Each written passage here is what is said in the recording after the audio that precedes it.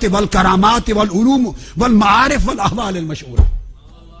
یہ صرف نام کے القاب ہے، یہ ان کے مقامات.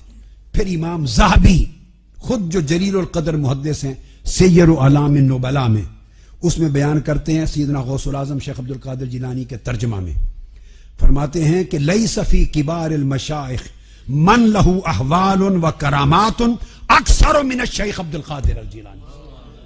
فرمایا کہ کبار مشائخ اور اولیاء میں کوئی شخص ایسا نہیں ہوا اول یا آخر جس کی کرامتیں شیخ عبد القادر جیلانی سے بڑھ کر ہوں.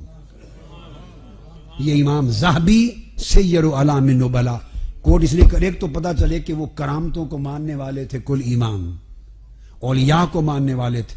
سیدنا غوث الاعظم کے کتنی عقیدت مند تھے اور کیا مراتب جو آپ کہتے ہیں یہ کو آپ نے یا اعلیٰ حضرت نے یا ہم نے نہیں گھڑ لیا، یہ کل حدیث فقہ تفسیر اور عقیدہ کے امام امت مسلمہ کے 900 سال سے یہ کہتے چلے آئے ہیں ان کی شان میں. پھر جلیل القدر امام شافعی مذہب میں امام عبدالعزیز بن عبد السلام الفقیہ، جس کو کہتے امام العز بن عبد السلام، فقہ شافعی کے بہت بڑے امام، اتھارٹی ہیں. آپ سعودی عرب میں بھی ان کا نام لیں، حجت ہے، کوئی دم نہیں مار سکتا. یہ سب میں جتنی اتھارٹیز کوٹ کر رہا ہوں یہ وہ لوگ ہیں. امام العز بن عبد السلام، ان کا قول جس کو امام ذہبی نے سیر اعلام النبلاء میں لیا، فرماتے ہیں یقول ما نقلت الینا کرامات احد بالتواتر الا بالشیخ شیخ عبد القادر الجیلانی. فرمایا آج تک اولیاء کرام کی پوری صف میں کسی ولی کی کرامتیں تواتر کے ساتھ اتنی منقول نہیں ہوئی جتنی شیخ عبد القادر الجیلانی. اور امام عز بن عبد السلام کہتے ہیں اس پر اجماع ہے، اس پر اجماع ہے. جلیل القدر اولیاء آپ کی بارگاہ میں حاضر ہوتے، جلیل القدر اولیاء اور صلحاء حاضر ہوتے آپ کی خدمت میں، تائب ہوتے. بیان کرتے امام ابو البقاء بیان کرتے ہیں کہ میں نے یحییٰ بن نجاح الادیب النحوی، امام نحو تھے یحییٰ بن نجاح، ان سے سنا.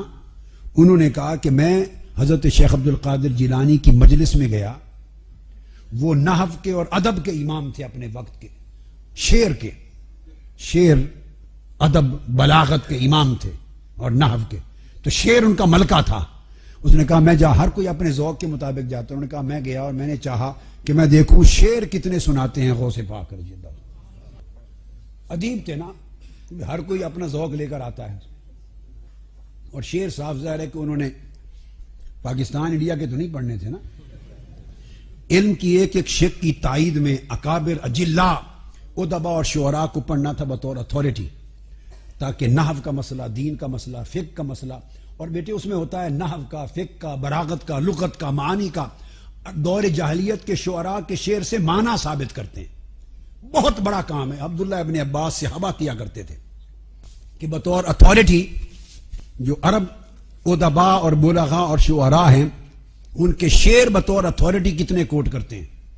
یہ امام نحو و ادب یحییٰ بن نجاح الادیب بیان کرتے ہیں کہ میں آپ کی مجلس میں گیا تو میں نے کہا کہ میں گنتا ہوں، اور کہنے کہ میں دھاگا لے گیا ساتھ، چونکہ ہاتھ تو ایسے کرتا کرتا پھر بھول جاؤں گا. دھاگا لے گیا کہ جب ایک شعر آپ پڑھتے تو میں ایک گانٹھ دے دیتا تاکہ اینڈ پر گھر آ کے گنتی کر لوں گا. جب آپ اگلا شعر پڑھتے تو گانٹھ دے لیتا. تو میں اس طرح آپ کے شعروں پر گانٹھ دیتا رہا اور گنتا رہا، اور اس کو اپنے کپڑوں کے نیچے چھپا کے دھاگا رکھا ہوا تھا تسبیح کی طرح. آخر پہ بیٹھا تھا، جب میں نے کافی گانٹھیں دے دیں تو سیدنا غوث الاعظم رضی اللہ تعالیٰ عنہ میری طرف متوجہ ہوئے. 70,000 کے اجتماع ہیں، ممبر پہ کھڑے ہیں، متوجہ ہوئے مجھے دیکھ کے فرمایا انا احلو وانت طاقت، میں گانٹھیں کھولتا ہوں اور تم گانٹھیں باندھتے ہو.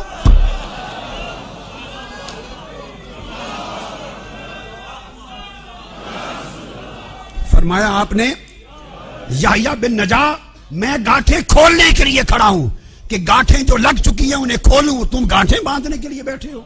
کہتے میں نے